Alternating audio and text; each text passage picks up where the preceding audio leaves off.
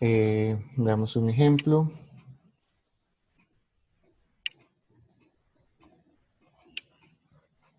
Encontrar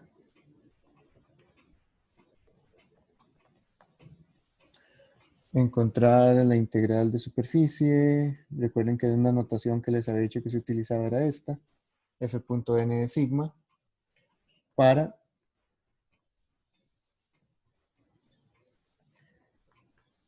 f de x y z igual a 0, x a la 2 menos xz, n, S es la superficie, S es la superficie cortada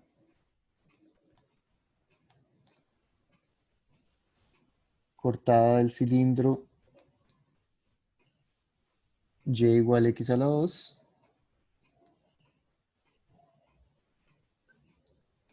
con menos 1 menor o igual que x menor o igual que 1 por los planos z igual 0, z igual 2 y n es el vector normal exterior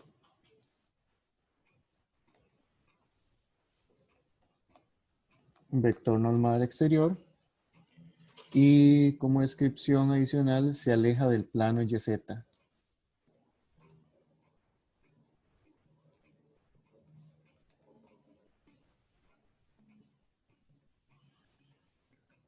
Ok, entonces ese es el ejemplo.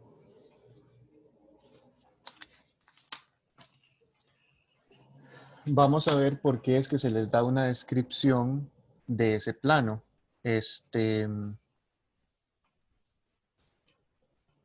¿Por qué es que se les está, por qué se les da una descripción del vector normal? Si cuando calculamos áreas y eso no nos interesaba tanto esa descripción. Eh, Vamos a ver. Primero, ¿cuál es la región? ¿O cuál es la superficie que me están pidiendo integrar?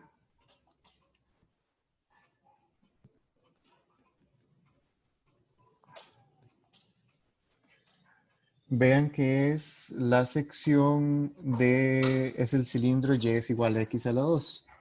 O sea, si yo estuviera solamente en dos variables,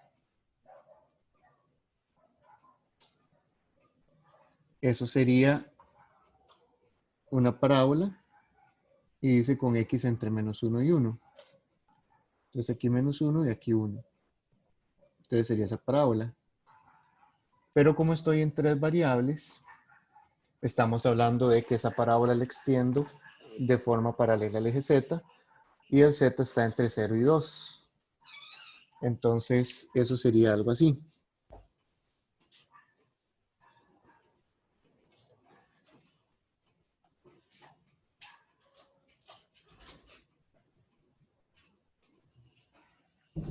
Esa sería la superficie.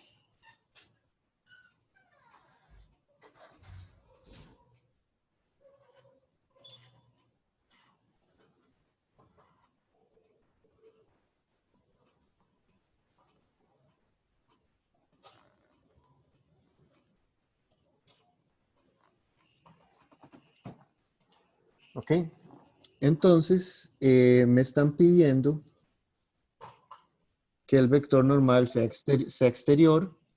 Ahora, como la región es abierta, entonces no es claro necesariamente cuál es el exterior, ¿verdad? Porque la región, si la región fuera cerrada, es más o menos claro cuándo es exterior o cuándo es interior. Eh, pero acá, por si no fuera claro, o sea, si uno quisiera decir cuál de esos es el exterior, uno lo pondría afuera, ¿verdad? Hacia donde no es cóncava. Pero aquí le están diciendo que es el que se aleja del plano YZ.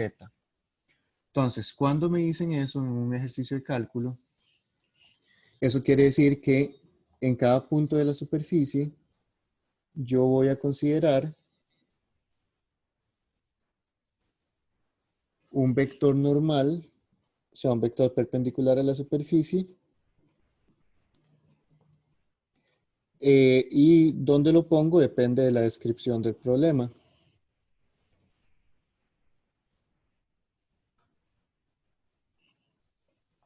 Entonces ahí me están diciendo que el vector normal tiene que ser exterior. Ahora, ¿cómo se refleja eso en el cálculo? El vector normal, recuerden que era el eta que calculábamos, que era el producto cruz de las derivadas de la parametrización.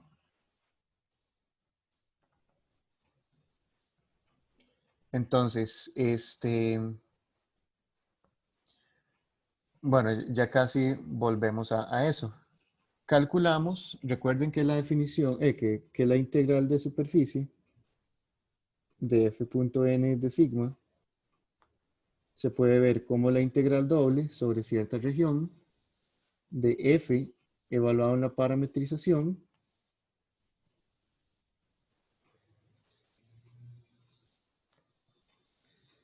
punto el vector eta correspondiente a esa parametrización de A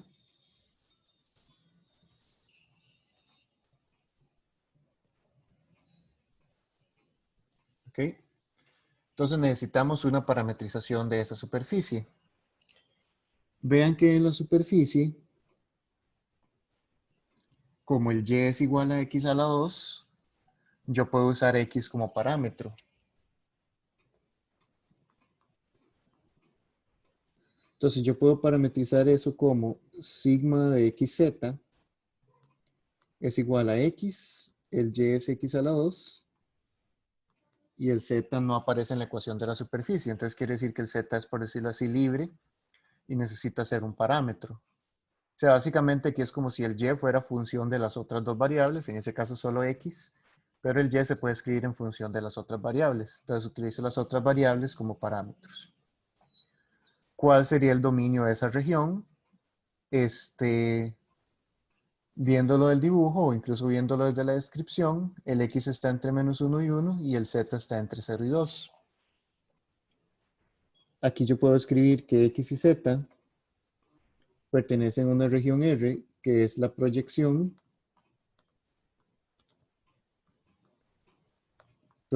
sobre xz, y la proyección sobre el plano xz es un rectángulo. O sea, la proyección aquí atrás de esto es un rectángulo. Aquí está perdón, aquí es 1 y -1 atrás y aquí arriba es 2.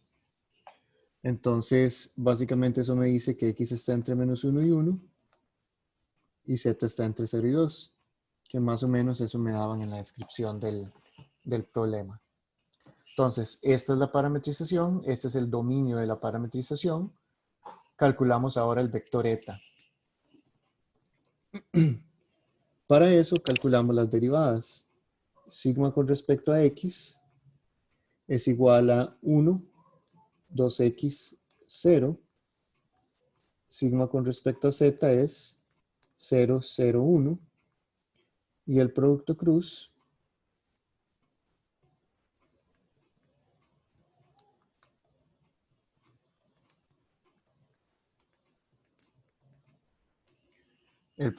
de esas dos cosas sería 2x por 1, 2x.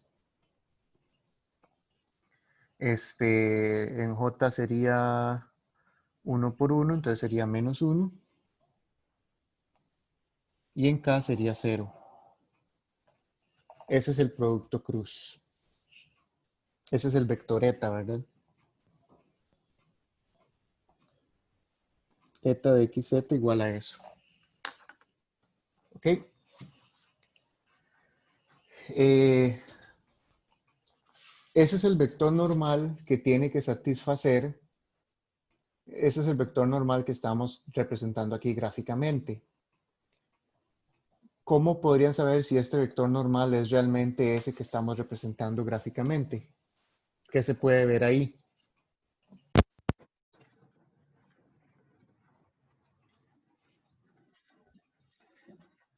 ¿Cómo caracterizarían ustedes estos vectores normales gráficamente. O sea, los vectores normales exteriores, o sea, de nuevo, esta es la ecuación del vector normal en cada punto. Entonces, ¿qué tienen en común todos estos vectores? Ahora, cuando digo que tienen en común, sería ver si apuntan hacia una misma dirección, si se comportan de cierta manera, ¿qué pueden ver que tienen en común?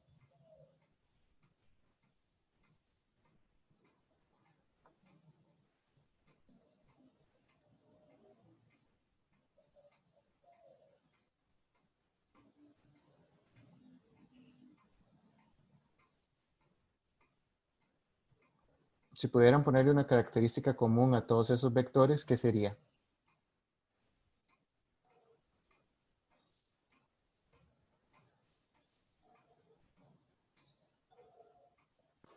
De ahí todos apuntan al exterior. Sí, quiero algo más aparte de eso. Vean que todos apuntan hacia la izquierda, ¿verdad? O sea, todos apuntan ligeramente hacia la izquierda. Eso es lo único que tienen en común. O sea, son horizontales, ¿verdad? Porque son perpendiculares a la superficie. Todos apuntan hacia la izquierda. O sea, a la izquierda me refiero hacia la coordenada y negativa. Y vean que este de acá tiene coordenada y negativa. Eso quiere decir apunta hacia la izquierda.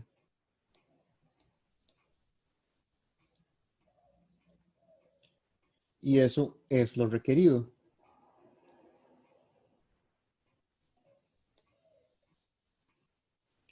¿Qué pasa si no fuera ese? En lugar de este producto cruz, considero el otro. Voy a escribirlo aquí arriba. Si no fuera el requerido, si no fuera el que necesitamos,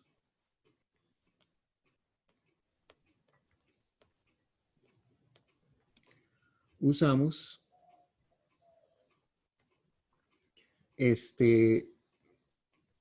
sigma z cruz sigma x igual menos 2x 1, 0. O sea, no hay que calcular de nuevo el producto cruz, sino que simplemente se le cambia el signo. Cuando uno calcula un producto cruz de vectores en uno o en otro orden, lo que cambia es el signo del producto cruz. Entonces, este vector normal, o sea, porque si yo tengo una función, o sea, nada me impide que z sea la primera variable y que x sea la segunda. O sea, lo importante es que estoy describiendo todo en términos de dos variables. Este vector normal tiene dos opciones que corresponden a las dos posibles formas de hacer el producto cruz.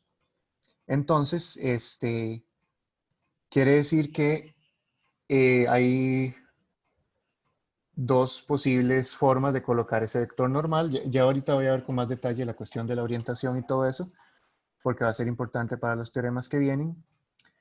Pero vean, por ejemplo, acá, básicamente la idea es que esta superficie tiene dos lados, por decirlo así. Tiene la pared de afuera y la pared de adentro. Si pongo los vectores normales en la pared de afuera, uno nota que están apuntando hacia la izquierda, unos más hacia la izquierda que otros, ¿verdad? Pero todos en general apuntan hacia la izquierda. Y eso quiere decir coordenada z positiva, perdón, coordenada y negativa. Si yo los pusiera por adentro, es decir, si yo colocara el vector normal acá, adentro, en la pared de adentro, vean que eso más bien apunta hacia la derecha ligeramente. Entonces la coordenada y sería eh, positiva, pero en ese caso es negativa. ¿Ok? Entonces el vector normal cuando se trata de... bueno, en la definición que vimos la vez pasada para una función escalar, de este vector normal yo lo que necesito es la norma. Entonces, no me interesa si apunta hacia un lado o hacia el otro, porque a la hora de sacar la norma, todos estos signos no sirven de nada. O sea, a final de cuentas es el cuadrado de todo esto. Entonces, no me interesan los signos. Pero si en el caso de que del campo vectorial, yo necesito el vector tal cual es, sin la norma, entonces sí es importante ver que tenemos el correcto. Y de nuevo, ahorita especifico más cosas con respecto a la orientación. Pero bueno, tenemos el que necesitamos. Ahora, para calcular la integral, necesitamos ver cuánto es f evaluado en esa parametrización. Y vean que eso es 0. Vean que f queda exactamente igual. O sea, aquí en este caso queda igual.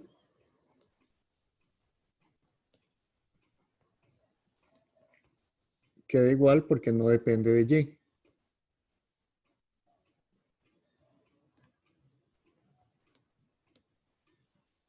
O sea, en la parametrización que estábamos usando, x y z eran los parámetros. El único que era en función de las otras era el y aquí no aparece y, ¿verdad? Entonces queda igual. Si apareciera el y, simplemente cambiamos el y por x a la 2. Pero bueno, ahí no aparece, entonces todo bien. Entonces queda exactamente igual. Y necesitamos calcular cuánto es f en esa parametrización, punto, ese vector normal. O sea, sería 0, x a la 2 menos xz, punto, menos 2x, 1, 0. Perdón, más bien era el otro. 2x menos 1, 0. Y ese producto punto me da menos x a la 2.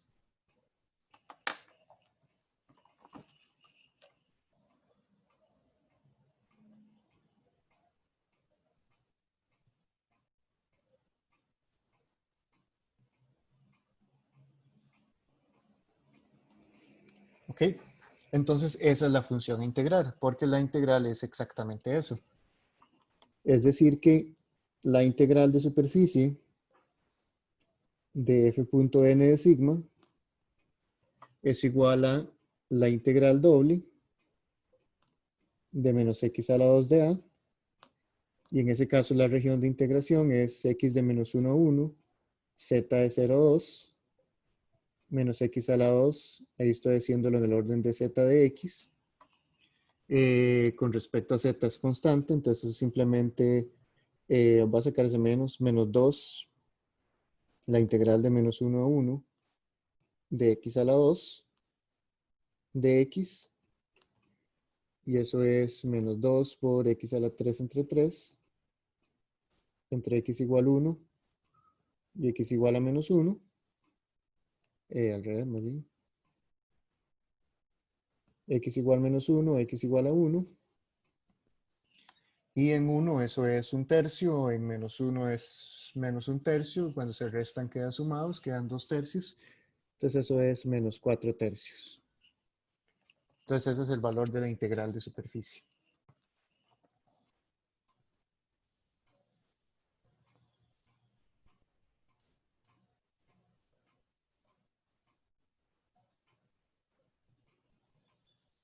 Ok, no sé si hay preguntas sobre ese ejemplo.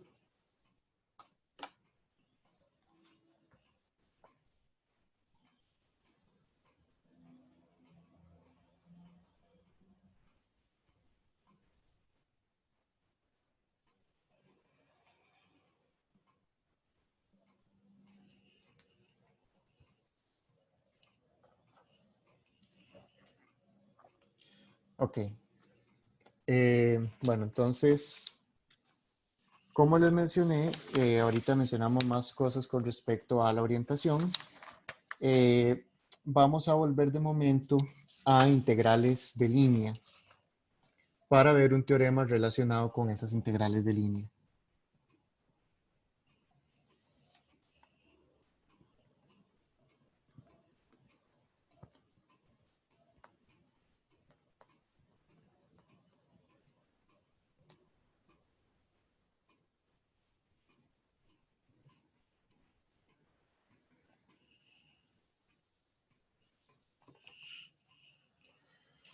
Eh, Vamos a ver un teorema que es muy similar al teorema fundamental del cálculo, y le vamos a poner teorema fundamental de integrales de línea.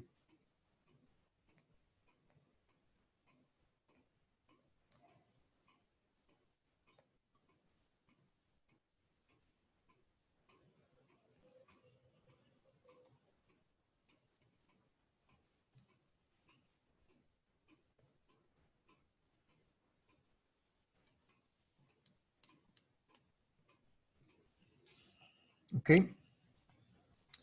El teorema dice lo siguiente. Si U es un subconjunto de Rn abierto y F de U en R es de clase C1, sea gamma una curva de AB en U suave, puede ser a trozos y la prueba se hace por pedacillos. Si gamma de A es igual a A mayúscula y gamma de B es igual a B mayúscula, entonces la integral sobre gamma del gradiente de F, la integral sobre gamma del gradiente de F es igual a F de B menos F de A. Ese es el teorema.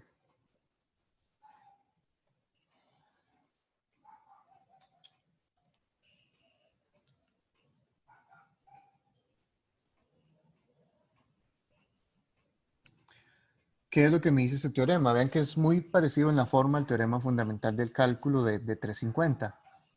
Acá, el teorema fundamental del cálculo decía que si yo tengo f' y la integral era desde a hasta b, entonces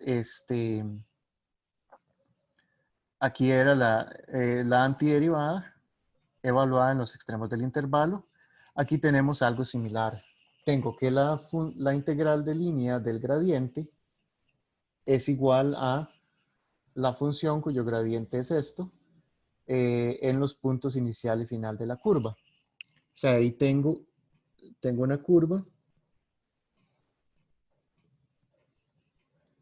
y aquí tengo el punto A es igual a gamma de A y aquí B es igual a gamma de B. Entonces, básicamente, eso me dice que si yo tengo una curva que va desde el punto A hasta el punto B, la integral de línea del gradiente de una función depende solamente del punto inicial y del punto final.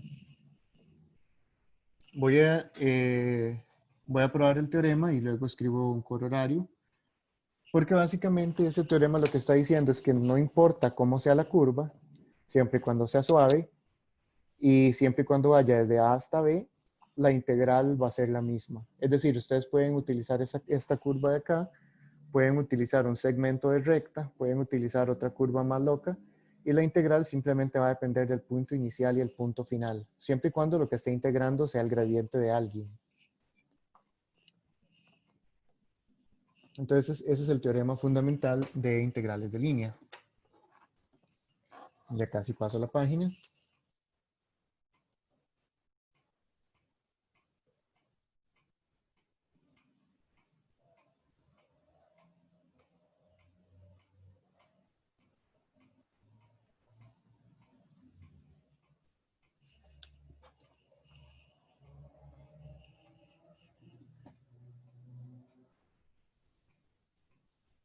Ok, voy a pasarlo.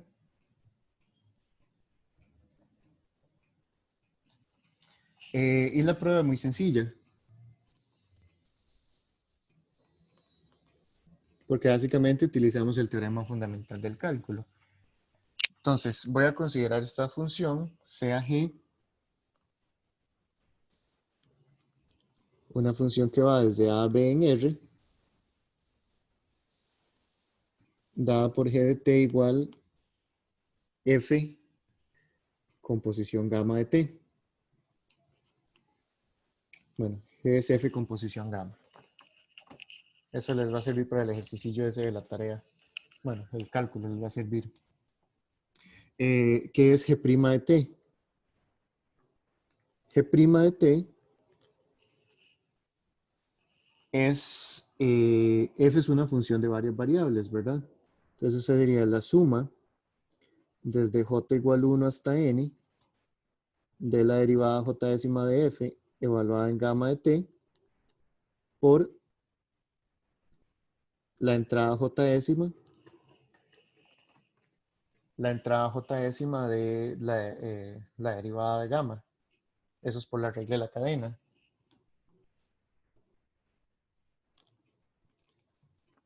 Pero vean que eso es exactamente lo siguiente. Eso es el gradiente de f evaluado en gamma de t punto gamma prima de t.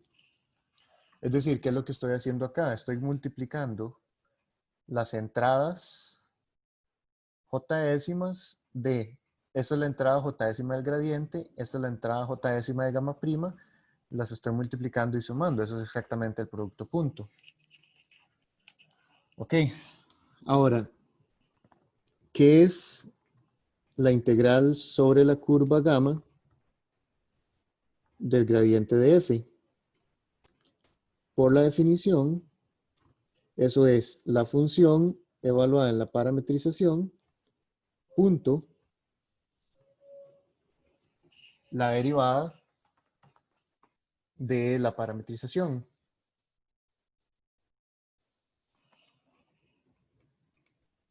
O sea que eso es exactamente la integral desde a hasta b de g' de t. Y por el teorema fundamental del cálculo, eso es g de b menos g de a. Eso es por el teorema fundamental del cálculo. Y eso es exactamente f de gamma de b menos f de gamma de a. Y eso es f de b menos f de a.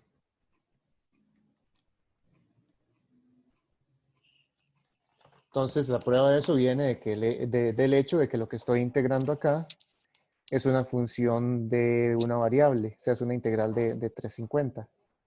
Entonces, se utiliza el teorema fundamental del cálculo. Un corolario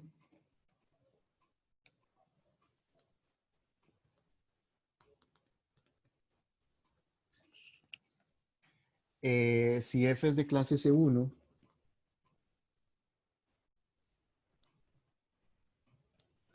si f es de clase C1 en U, y gamma alfa son curvas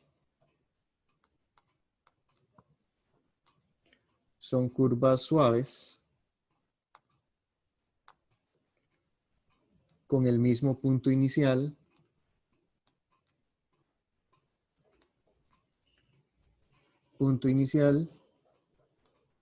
y punto final,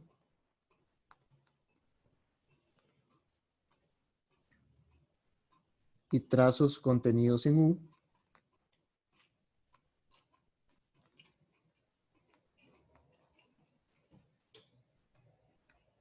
entonces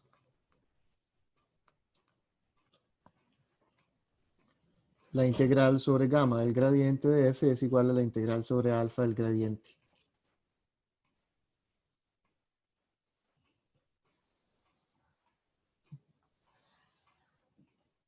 ¿Ok? Y básicamente es porque las dos integrales son iguales a f del punto final menos f del punto inicial. Entonces, si yo tengo una función que es de clase C1 en un abierto, todas las curvas que estén contenidas en ese abierto, que inician en el mismo punto y terminan en el mismo punto, tienen la misma integral cuando estoy integrando el gradiente. ¿Ok? una nota.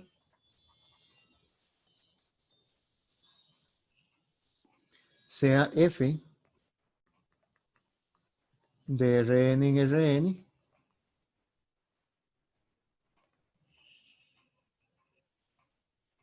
o más bien lo voy a poner de U en Rn con U abierto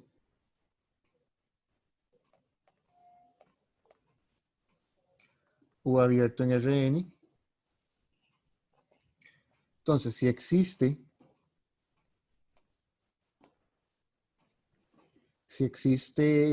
f de Rn en R,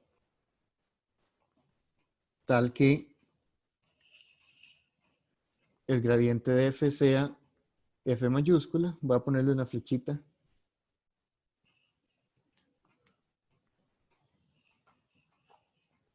en U, y gamma de AB en U es una curva suave.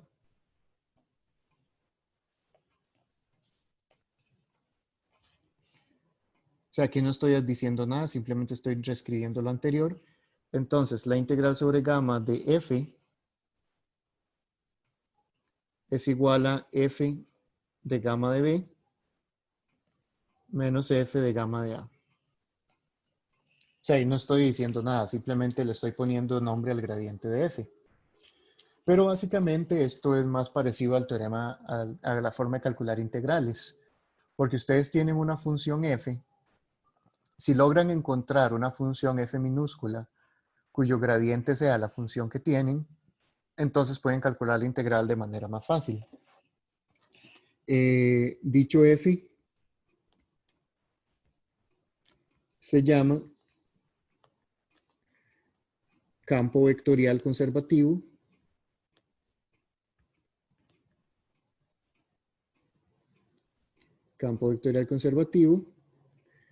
y f una función potencial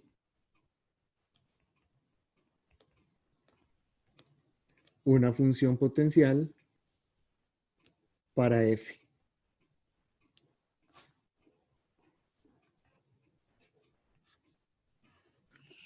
¿Por qué digo una función potencial? Porque al igual que en 350, si yo le sumo una constante a la función f, sigue cumpliéndose que el gradiente de f es f mayúscula. Entonces hay infinitas funciones potenciales, básicamente si le sumo una constante. Ok. Voy a...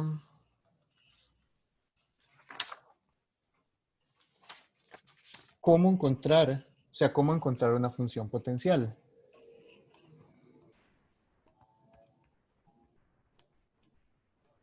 ¿Cómo encontrar f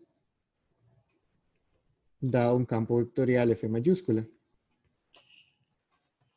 Un proceso que se puede seguir, o sea, es integrando, ¿verdad? Porque si yo quiero encontrar algo cuya derivada sea una función dada, yo lo que hago es integrar, pero hay que tener cuidado. Entonces, veamos un ejemplo. Si no tengo por acá a mano, ya les encuentro uno.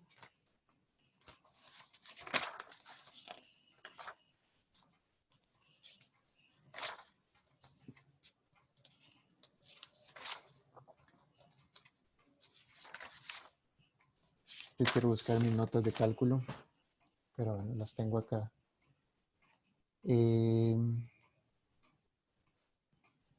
a ver.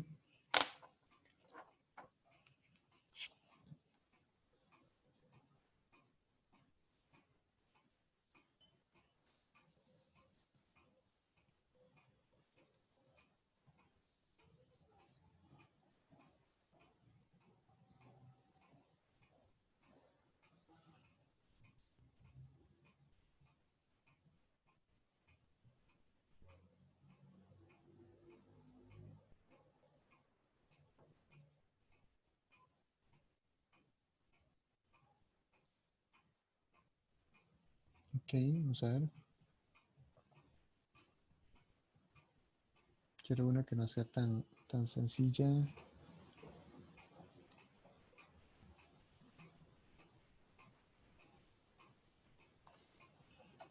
Veamos esto.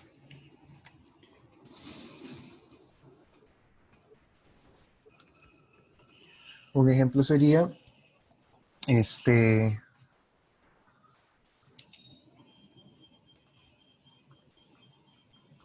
hallar una función potencial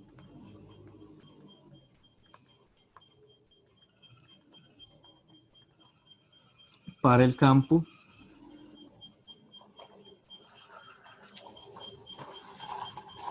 f de x, y, z, f de x, y, z igual 2xy, x a la 2 menos z a la 2 y menos 2yz. Vean que un campo vectorial es una función, es una entrada, un vector de funciones. Entonces,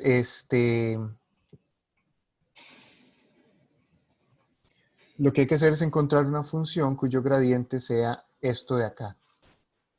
O sea, que la derivada con respecto a x sea esto, la derivada con respecto a y sea esto, y la derivada con respecto a z sea esto. Ok, entonces uno podría más o menos batear y acomodar para encontrar una función que cumpla esto, pero ya si quiere seguir un proceso ahí más calculero y formal, o sea, uno necesita, quiere una función f, la función f tiene que ser en este caso de R3 en R, tal que gradiente de f sea f. Eso quiere decir tres ecuaciones. Que la derivada con respecto a f tiene que ser 2xy, derivada de f con respecto a y tiene que ser x a la 2 menos z a la 2, y la derivada de f con respecto a z tiene que ser menos 2yz. Ok. ¿Cómo puedo resolver eso? Yo puedo resolver eso integrando. Yo puedo decir que f es la integral de 2xy con respecto a x. Ahorita les agrego otra cosa. F es la integral de x a la 2 menos z a la 2 con respecto a y. Y f es la integral de menos yz con respecto a z. Ahora, aquí hay un pequeño detalle. Como f es una función de varias variables, si yo integro con respecto a x, hay una constante de integración. Esa constante de integración es una función que depende de las otras dos variables. O sea, esto es muy informal, así como está escrito. Pero la cuestión es que esta cosa de acá, si yo la derivo con respecto a x, me da 0. ¿Verdad? Entonces, si yo quiero una función cuya derivada con respecto a x me dé esto, tiene que ser la integral de esto más algo que depende de y y de z. O sea, puede que esto sea 0, puede que sea una constante, y eso lo podemos averiguar en el proceso. Pero la cuestión es que si una función la derivo con respecto a x me da esto, quiere decir que integro esto con respecto a x, pero la función que estoy derivando originalmente podía tener un pedacillo que solo dependiera de y y de z. Esto es lo que estoy agregando acá. De la misma forma, aquí agrego algo que depende de x y z, y aquí agrego algo que depende de y y de z. Perdón, de x y y. Eso solo para cuestión de siempre tenerlo presente. Si yo integro con respecto a x esa primera cosa, me queda x a la 2y más algo que depende de y y de z. Aquí me quedaría x a la 2y menos yz a la 2 más algo que depende de xz. Y aquí me quedaría menos y a la 2 z. Perdón, es con respecto a z. Menos yz a la 2 más algo que depende de x y y.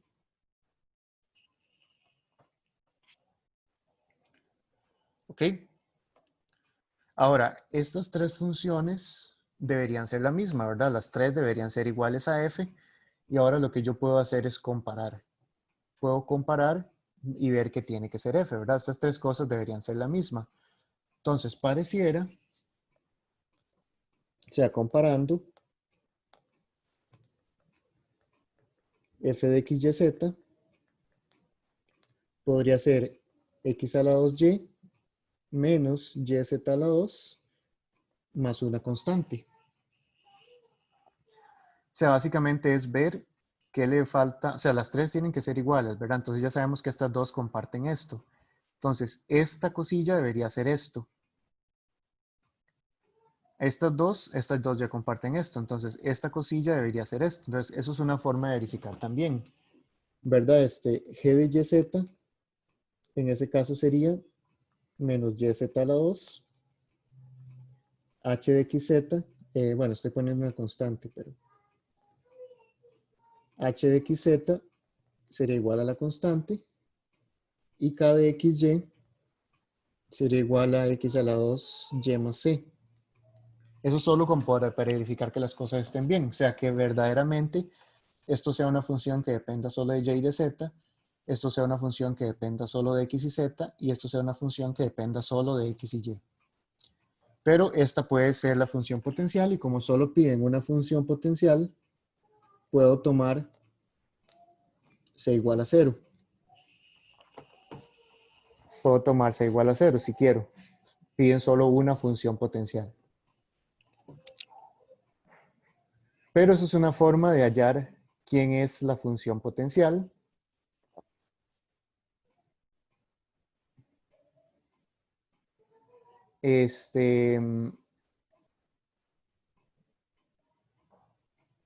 Bueno, ya casi paso de página.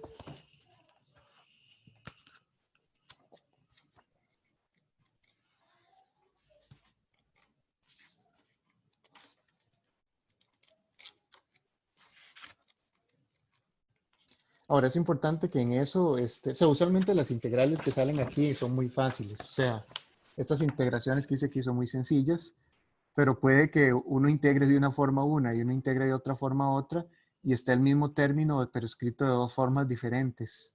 Entonces hay que tener cuidado con eso. Por ejemplo, que aquí, bueno, aquí no hay problema, no hay confusiones, pero no sé, a veces un proceso de integración puede llevar a la misma cosa, pero escrita de formas diferentes, que una esté simplificada y la otra no, o algo por el estilo. Entonces, lo importante es que esté como, tratar de tener cuidado con eso, que por ejemplo, que este término esté y este término esté por escrito de otra forma, entonces uno ponga los dos términos acá. Ahora, otra forma de verificar es ver que efectivamente el gradiente de esto es la función que les estaba dando originalmente, ¿verdad? La derivada de esto con respecto a x es 2xy. La derivada con respecto a y es x a la 2 menos z a la 2. Y la derivada con respecto a z es menos 2yz. Entonces, eso es una forma de verificar que realmente es una función potencial. Ahora sí, voy a pasar la página.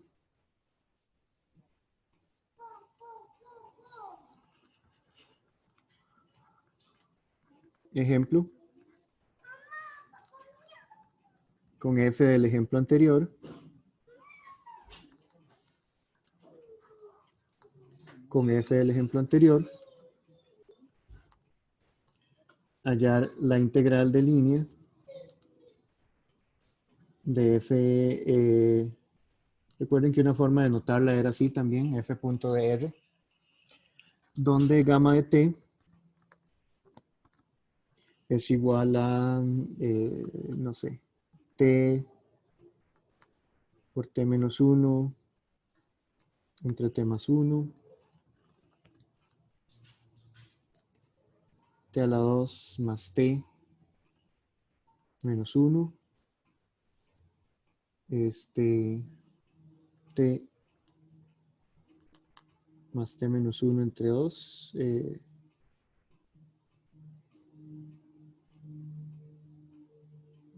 vamos a ver cómo lo escribo.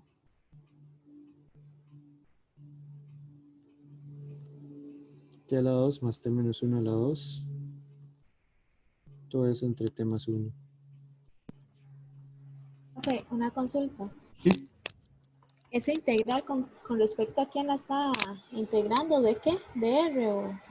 DR, sí. Eso es solo notación, ¿verdad? Eso solo, lo importante es que es una integral sobre la curva gamma de la función f. Esto es DR con flechita arriba, pero es Ah, pura, ok. es pura notación. Ok, Es una notación que se viene en los libros de cálculo. ok, gracias. Ok. Ok, entonces, ya sabemos que el ejemplo anterior, que la función del ejemplo anterior es el gradiente de alguien.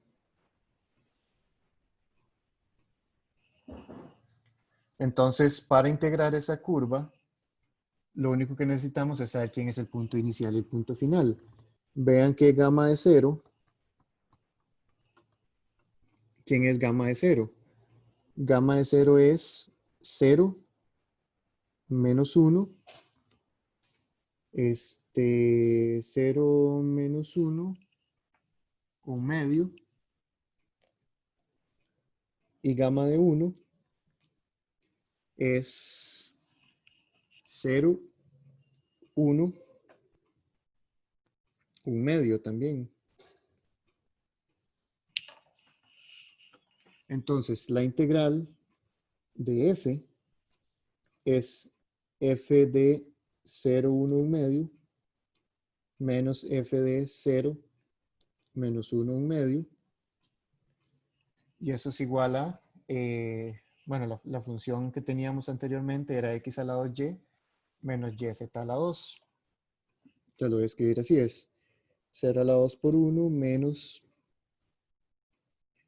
1 por 1 medio a la 2 menos 0 a la 2 por menos 1 menos 1 por 1 medio a la 2. No sé si se ve bien, no se ve horrible.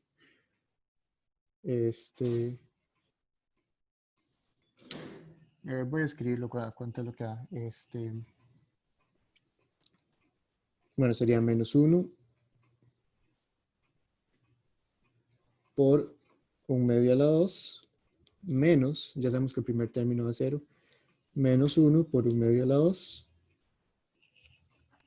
Profe, una pregunta. En Ajá. gamma de 0, en la última, no es 1. La última gamma de 0, la última Ajá, entrada. evalúa. Ajá. Ah, perdón, sí es 1, es 1, es 1. Sí, gracias. Entonces aquí es 1.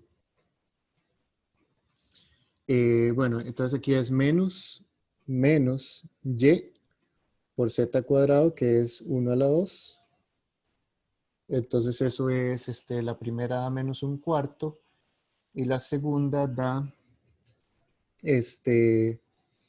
menos 1. Menos un cuarto menos 1 y eso es menos 5 cuartos. Entonces ese es el valor de la integral. Bueno, al final la parte es de evaluar en la función que hayamos obtenido. ¿Ok? Entonces ese es el valor de la integral. Simplemente depende de los extremos de la curva. Ahora, hay una forma de saber, eso solo lo voy a mencionar, pero no lo voy a probar. Si f es igual a PQR, una función de 3 entradas, defina el rotacional de f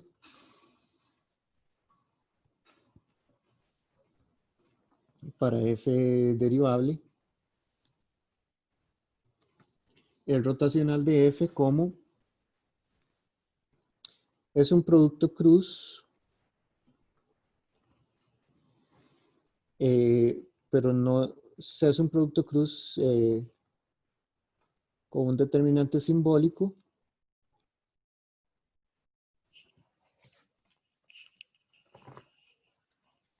Y a eso se representa como gradiente cruz f, pero eso es solo cuestión de cálculo, porque este producto cruz pero esto no es multiplicación, esto es, este por este es derivada de R con respecto a Y. Si lo quieren como fórmula, eso sería derivada de R con respecto a Y menos derivada de Q con respecto a Z.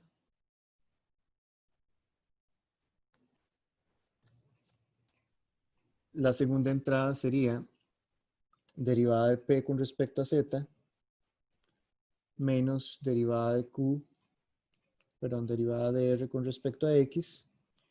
Y la última entrada es derivada de Q con respecto a X menos derivada de P con respecto a Y. Entonces, hay un teorema que dice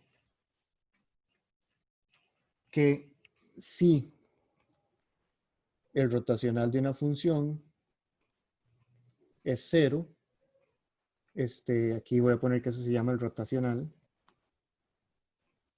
que el rotacional de una función es cero, entonces f es conservativo. Esto voy a ponerlo en un abierto U, f es conservativo en un abierto U. O sea que existe una función f de U en R tal que el gradiente de f es igual a f.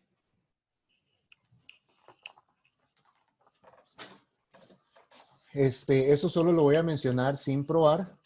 Quizá lo ponga en los ejercicios. Es un calculillo tediosillo, pero si f es derivable, yo calculo lo que se llama el rotacional de f. Por ejemplo, lo pude haber hecho con esta función de aquí atrás. Es r, aquí el p, q y r son estos. R con respecto a y es menos 2z. Q con respecto a z menos 2z son iguales. Entonces da 0. Luego sería p con respecto a z, que es 0, menos r con respecto a x, que es 0. Entonces siguen siendo iguales, dan 0. Y luego sería q con respecto a x, que es 2x, menos p con respecto a y, que es 2x. Entonces da 0. Entonces el rotacional de esta función da 0, 0, 0. Entonces quiere decir que es conservativo y se le puede encontrar una función potencial. Ahora, ¿de qué me sirve esto? Porque puede que una función no tenga función potencial y uno pierde el tiempo tratando de encontrarle una. Entonces este proceso que yo hice acá de integrar no me va a servir. Entonces puede que uno esté perdiendo el tiempo y forzando las cosas a que salgan, pero no tiene realmente una función potencial. Entonces uno puede usar este test. Aquí es, si es cero como vector, uno puede usar este test que se llama el test de componentes para ver si un campo es conservativo. Y de hecho eso es un sí, solo sí. Los conservativos cumplen eso, bueno, siempre y cuando f sea creo que es de clase C1. Pero cualquier cosa, esto quizá lo pongan en los ejercicios. Es un calculillo ahí, que de ahí con unas integrales, y de ahí se puede construir la función, pero es un poco tedioso ese cálculo. Pero bueno, de momento eso es lo que tengo que decir sobre el teorema fundamental de integrales de línea. No sé si tienen alguna consulta hasta ahora.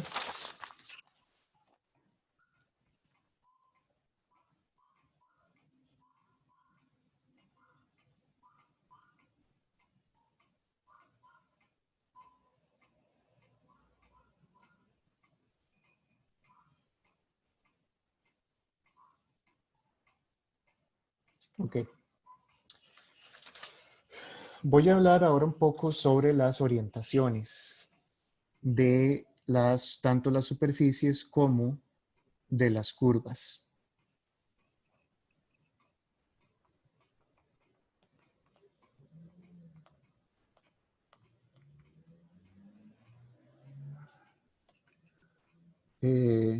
Tanto de curvas como superficies.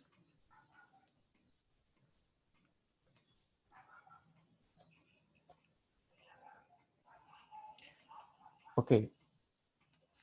Hay un ejercicio en la lista, creo, me parece haberlo visto, que decía que si gamma,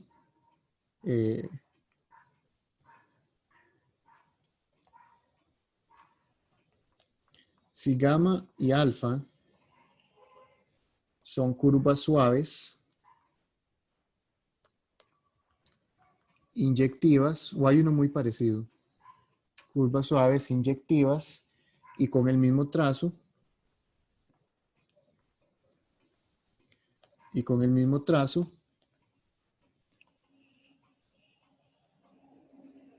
aquí voy a hacer algo que hice también en la parte de superficies.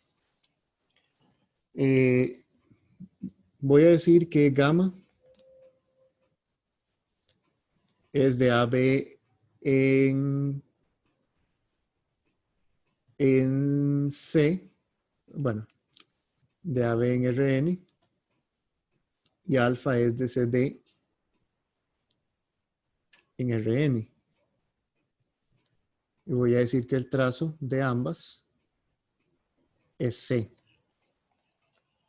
Yo sé que para todo T que pertenece a B, existe un único S que pertenece al intervalo CD, tal que gamma de T es igual a alfa de S.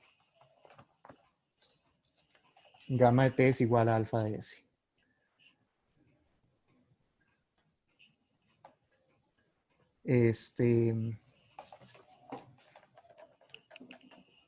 Eso lo había hecho con las superficies, ¿verdad? Las dos superficies tienen el mismo trazo. Entonces, para todo punto en el dominio de una de las parametrizaciones, existe un punto en el dominio de otras de las dos parametrizaciones que me llevan al mismo punto. Entonces, yo sé que para todo t que está acá, existe un punto en el trazo, tal que gamma de t es ese punto, pero también existe un punto s, tal que alfa de s es ese mismo punto. Y la inyectividad me dice que es único. ¿Ok? Entonces, esa función que a cada valor de t le asigna un valor de s, bueno, eso es una función. Eso es una función g de t. ¿Ok? Entonces yo puedo ver s como función de t y vean que yo tengo que alfa, sí, alfa es igual a gamma con posición g. ¿Ok? Entonces tenemos eso. Estoy asumiendo que son suaves, ¿verdad? Al igual que con curvas, al igual que lo que hizo con superficies,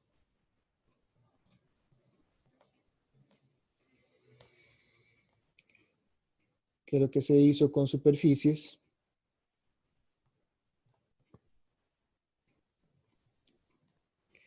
G es un Profe, cambio, ¿sí?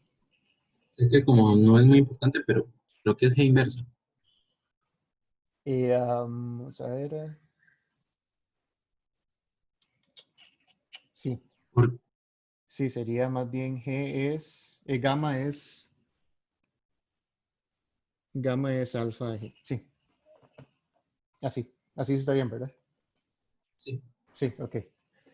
Sí, porque todavía no he mencionado que G es invertible, entonces voy a ponerlo así de momento. G es pero sí va a ser invertible. G es un cambio de variable suave.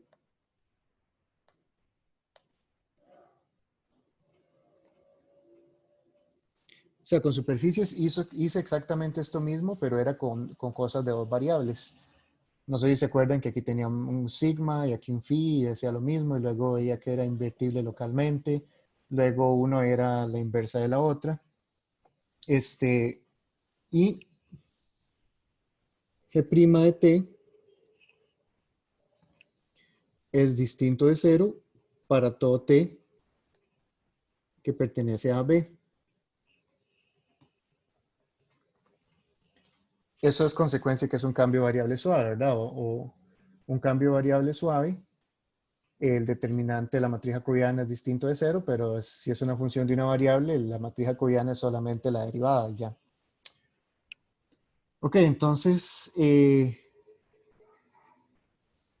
es continua Perdón, G es de clase C1 y como G' es continuo, si es distinta de 0 en el intervalo, quiere decir que no cambia de signo en el intervalo.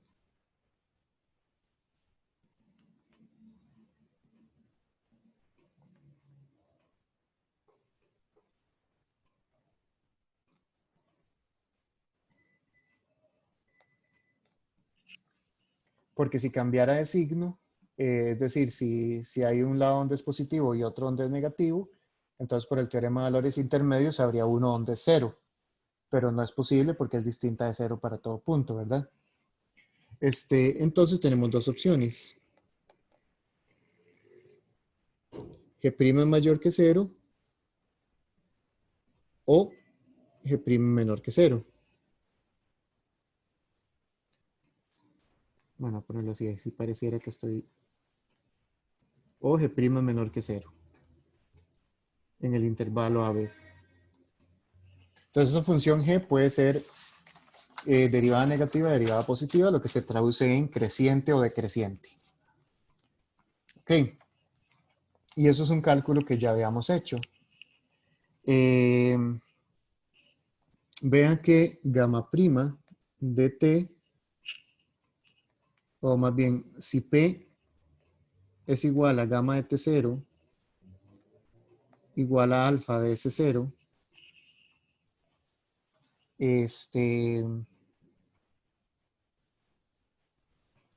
con S0, o sea, aquí en este caso S0 es igual a G de T0, yo puedo calcular la dirección en ese punto.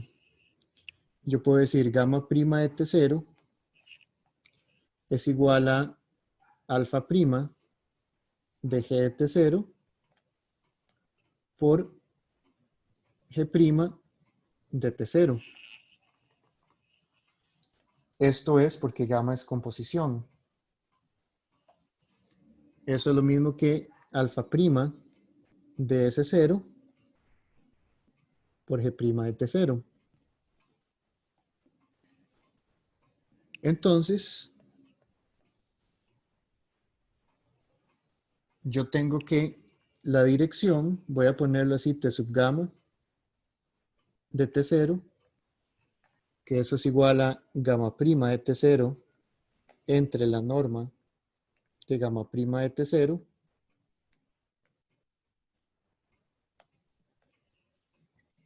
es igual a alfa prima de S0 entre la norma de alfa prima de S0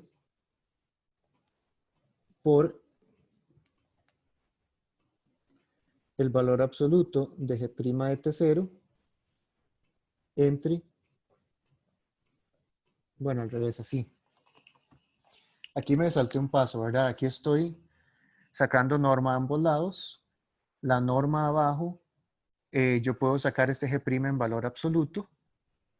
Entonces es este vector normalizado, ¿verdad? Esto que está abajo es la norma de esto. Estoy sacando simplemente el G' en valor absoluto porque es un escalar.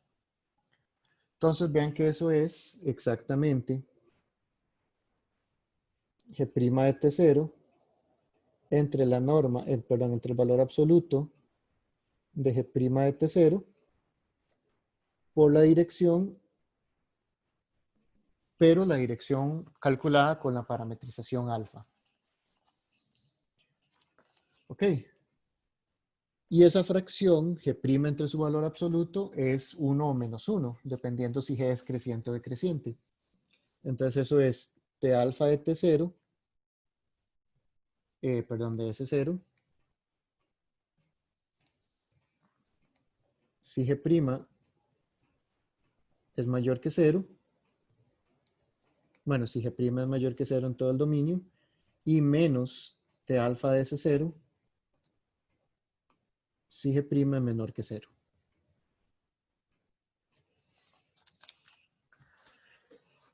¿Qué quiere decir todo eso que estoy haciendo? Si yo tengo un trazo que está parametrizado por dos curvas suaves inyectivas, esos son curvas simples, ¿verdad?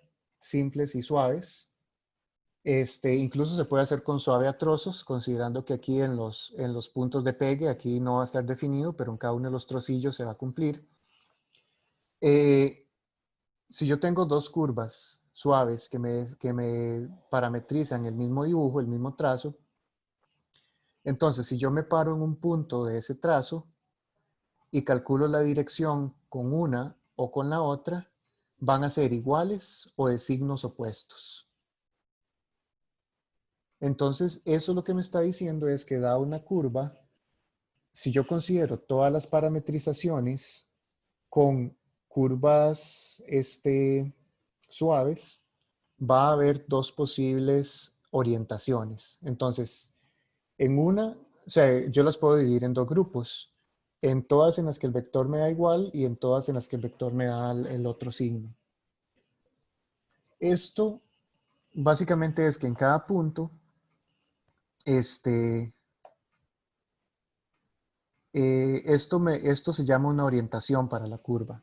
Una orientación es una curva junto con la dirección. Voy a pasar la página.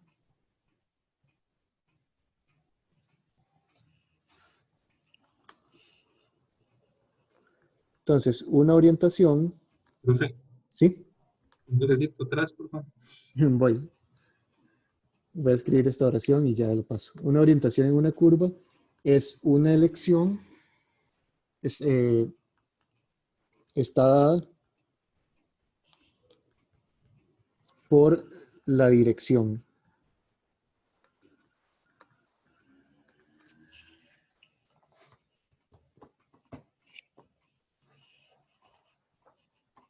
Gracias.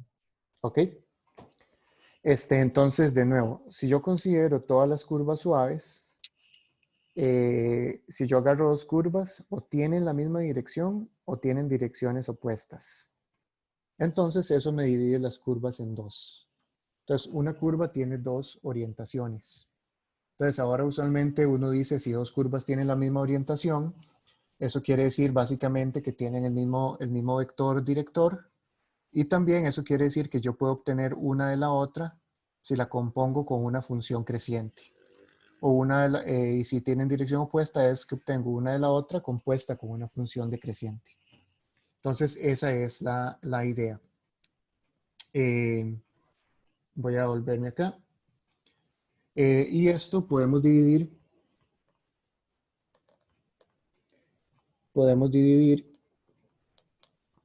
las curvas suaves que parametrizan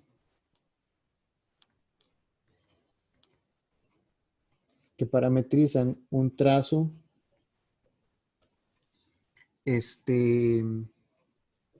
C en dos clases de equivalencia.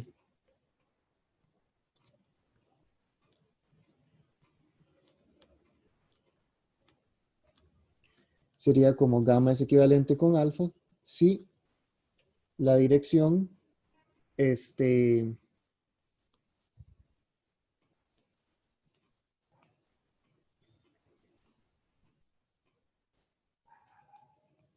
voy a escribirlo así.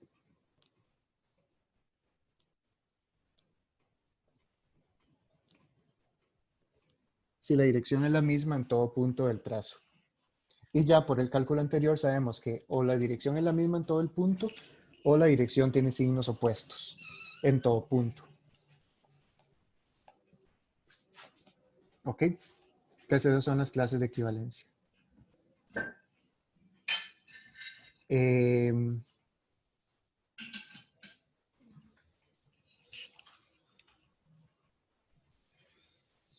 Vamos a ver. Eso...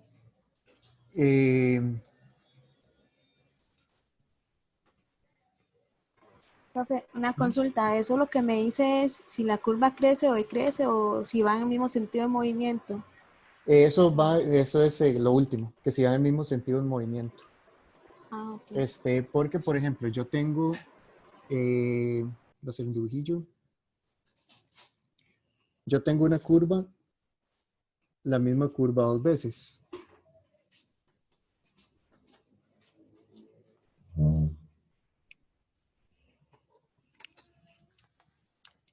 la misma curva dos veces.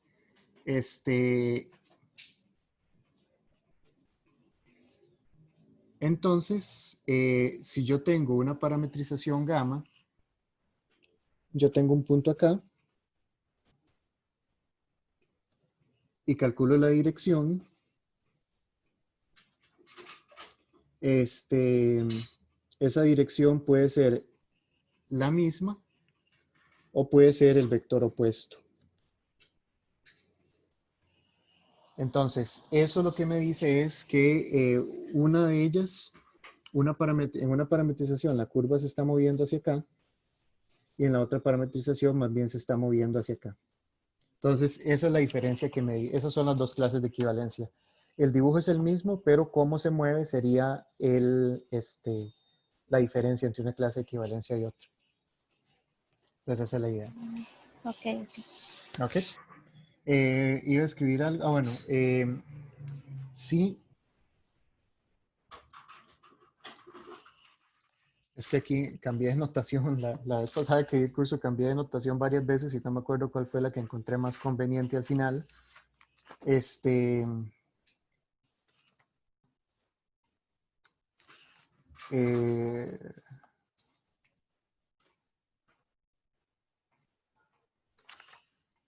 Bueno, un teorema que es muy fácil, que ya casi lo tienen porque uno lo hicimos en clase y otro está en los ejercicios.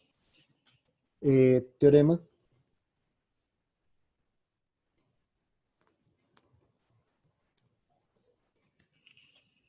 si gamma y alfa son suaves, inyectivas,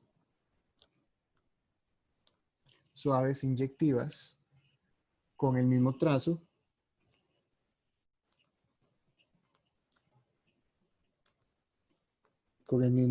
C, pero con orientaciones opuestas. Voy a poner distinta orientación. Ya sabemos que si son distintas son opuestas porque solo hay dos. Con distinta orientación.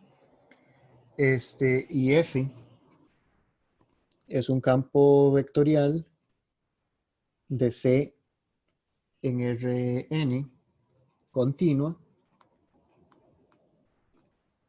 Entonces, la integral sobre gamma de f punto de r, de nuevo, esto es pura notación, eso simplemente quiere decir la integral de f con esa curva, es igual al negativo de la integral sobre alfa de f punto de r. La prueba de eso es básicamente el teorema de cambio variable. Es lo mismo que hemos hecho anteriormente. Es el teorema de cambio variable. Y la función que estamos usando como cambio variable es la función g. Y el menos sale de que la función g en este caso es decreciente. Pero es casi que lo que teníamos anteriormente.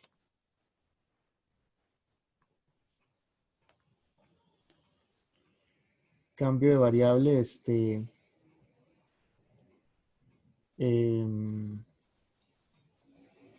usando g, usando la función g. Y la función g es decreciente y ahí les va a salir el menos del hecho de que sea decreciente.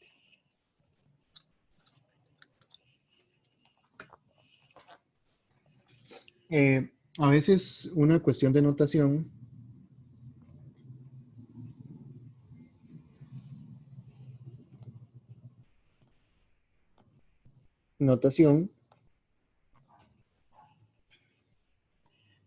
si C es el trazo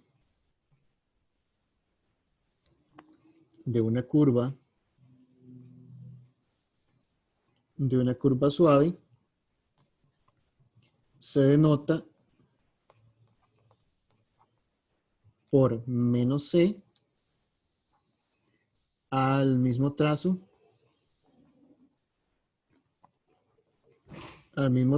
pero parametrizado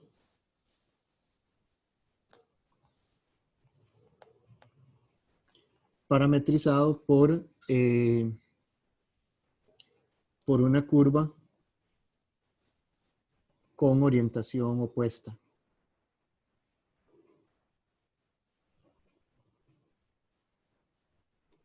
Entonces, en ese caso, la igualdad anterior se escribiría algo así. La integral sobre menos c de f punto de r es igual a menos la integral sobre c de f punto de r. O sea, si cambio la orientación, cambio el signo. Esa es la cuestión. ¿Preguntas hasta ahora?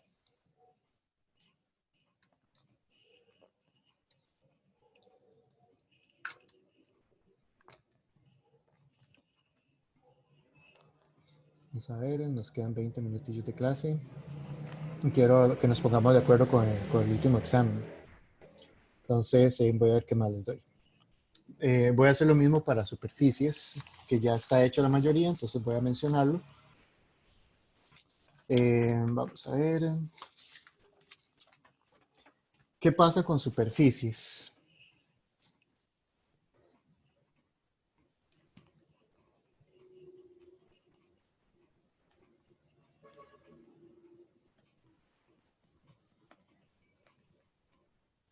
¿Qué pasa con superficies? Ya habíamos visto que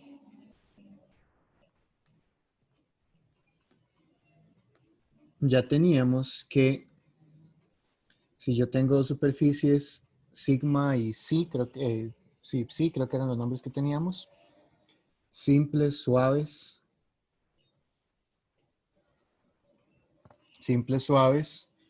con el mismo trazo,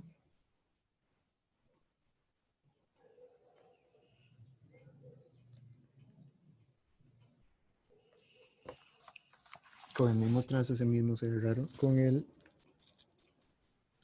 mismo trazo, ya ese cálculo lo habíamos hecho. Entonces, el vector eta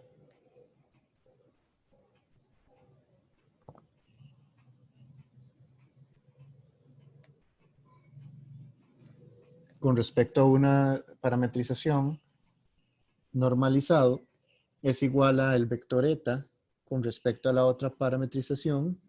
Creo que la notación que había hecho era esta.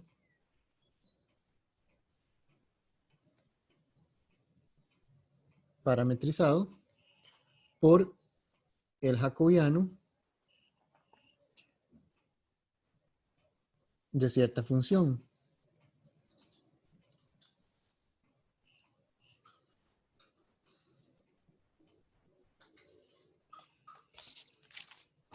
Ese calculillo lo habíamos hecho.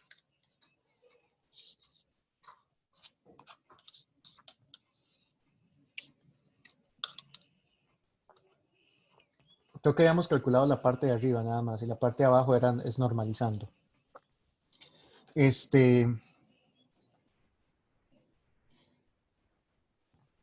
Ahora, también habíamos visto que el jacobiano era distinto de cero en todo su dominio.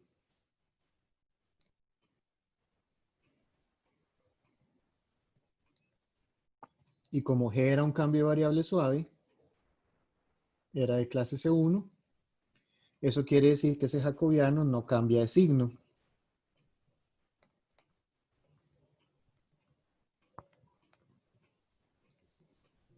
En el dominio. Porque de nuevo, si cambiara de signo, tenemos teorema de valores intermedios. Ok, entonces, quiere decir que esta fracción de acá es 1 o menos 1, dependiendo de si ese jacobiano es positivo o negativo. Entonces, primero voy a definir una cosa, al vector, a ese le voy a poner n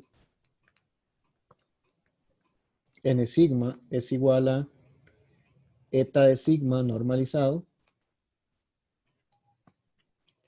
Se le llama el vector normal unitario.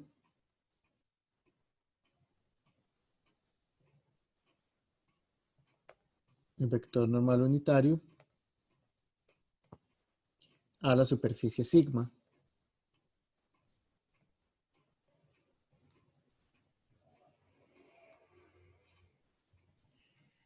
¿Ok?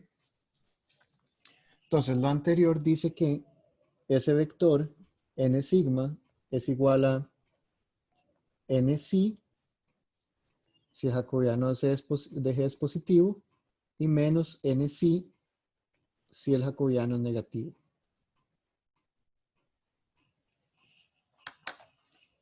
Y el jacobiano es o positivo o negativo porque es una función continua que es distinta de cero, entonces el signo se mantiene igual siempre.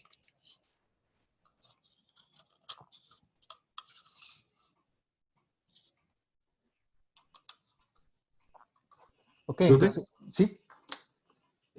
consulta. Ajá. Ahí cuando hace el jacobiano metido entre barras, es el determinante del jacobiano, porque... No, cuando digo J, bueno, perdón, sí, es que la notación que usaba era, voy a poner solo J, aquí J, y aquí J, donde J es el determinante del jacobiano de la función G. Sí, sí, me acuerdo Ah, que estaba ok. usando esa notación, sí. Ya, ya, Entonces, ya. esto de acá abajo es valor absoluto del determinante. Sí, gracias. Ok, entonces eso es básicamente lo mismo que acá, pero con dos variables. Entonces, quiere decir que este vector normal es o el mismo o de signos opuestos. Entonces, para una superficie también hay dos posibles orientaciones que corresponden a dónde ponemos este vector normal. Y con eso vuelvo al ejemplo del inicio. Con eso vuelvo al ejemplo del inicio. En este ejemplo, vector normal a la superficie o me dan todos exteriores o todos interiores, dependiendo de la parametrización que use. Puede que haya usado otra parametrización donde el vector que me sale es más bien es este de acá. Eh, Ahora, una misma parametrización, por ejemplo, si yo aquí le cambio el orden a las variables, si cambio el papel de las variables, me da una parametrización donde da las cosas opuestas. Y es fácil ver que dada una parametrización, uno puede fácilmente construir una parametrización que me dé el vector normal opuesto. Básicamente cambie el orden a las variables, cambie el nombre a las variables y con eso ya obtiene una parametrización que le da la opuesta. Igual con una curva. Si uno tiene una curva, es fácil agarrar una parametrización que invierta el orden.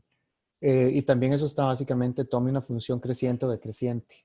O en el caso de dos variables, tome una función con jacobiano positivo o jacobiano negativo. Y es fácil tomarlo con solo una transformación lineal. Pero entonces, con eso en mente, se pueden definir, al igual que en lo anterior,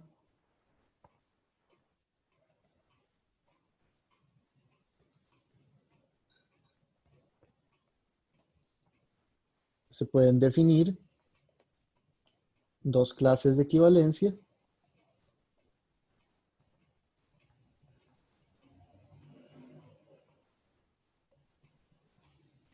llamadas orientaciones.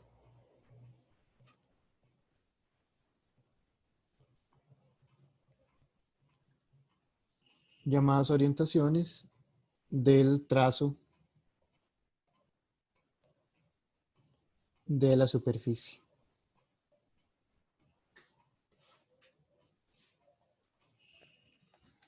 ¿Ok?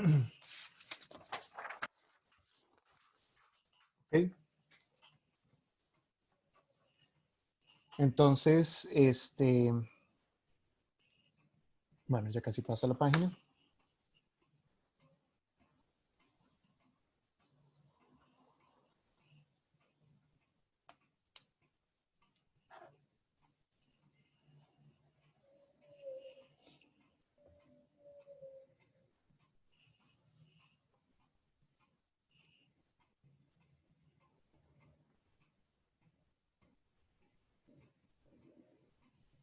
Y tengo un teorema equivalente al que vimos hace un rato, pero ahora con superficies.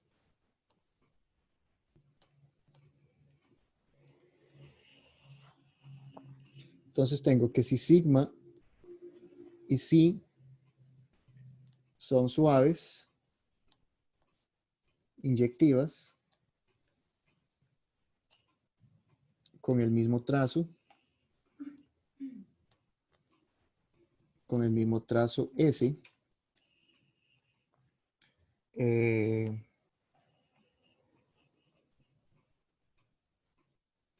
entonces,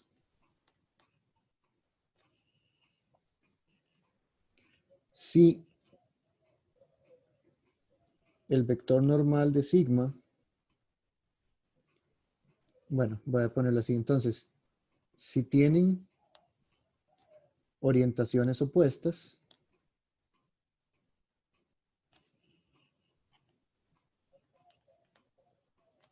y orientaciones opuestas quiere decir que el vector normal de sigma es igual a menos el vector normal de psi, entonces,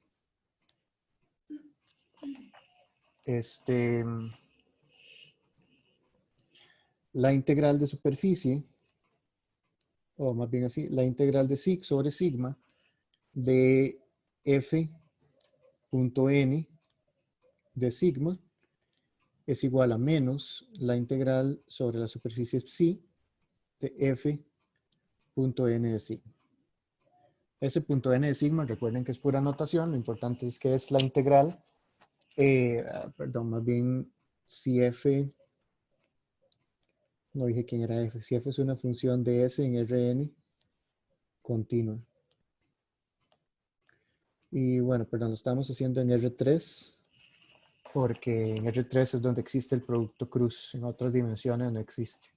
Bueno, existe como en dimensión 67, una cosa así, pero no les voy a poner de 67 dimensiones en el examen. Entonces ahorita solamente en R3. Ok, entonces ese es el teorema. Y básicamente es la aplicación del teorema de cambio variable, donde la función tiene jacobiano negativo, y de ahí es de donde va a salir ese menos, porque el valor, si ustedes tienen una función con jacobiano negativo, el valor absoluto del jacobiano va a ser menos esa función. Entonces de ahí es de donde sale ese menos. ¿Preguntas hasta ahora?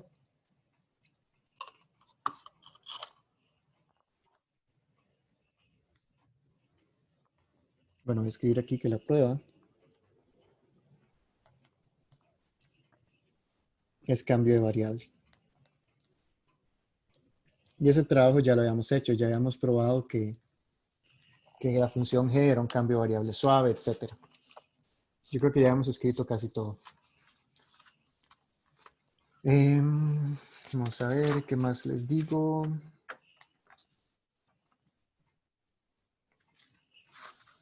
Creo que ya lo que me falta es el teorema de Green.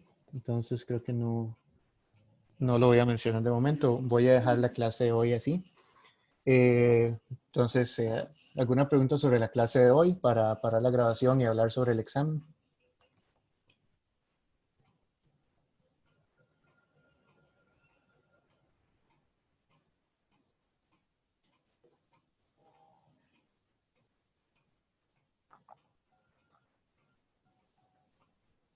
Ok, entonces voy a parar acá la grabación.